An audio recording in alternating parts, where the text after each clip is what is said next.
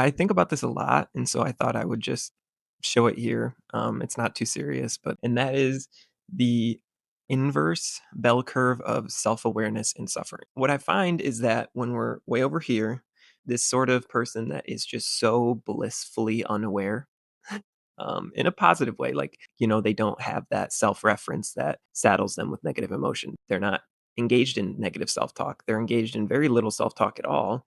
I sort of think about this is sort of how people probably were before mirrors and very dense language, self-oriented language was developed. And then when you're in the middle here, that I think is where a lot of people are, and that's sort of where I see the most amount of suffering, or the greatest dip in quality of life, and that's where you have a level of awareness that lets you know about things like your own insecurities. It lets you know somewhat how other people view you. You're aware of your impact on others, your own thoughts, your impulses to some degree, but not a full awareness. This is in the middle, in terms of self awareness and ability to introspect. I find that a lot of times people in this area suffer a lot because there's still a degree of confusion and randomness to their experience.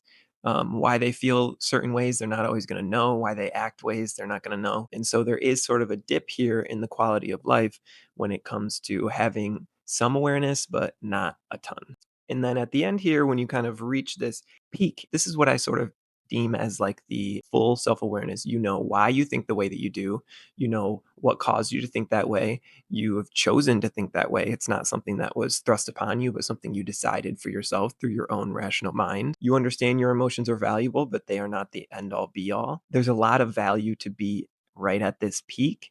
And I've noticed, at least as I've climbed this and kind of reached my own peak a few years ago, that it really is a unmatched sense of calm and peace.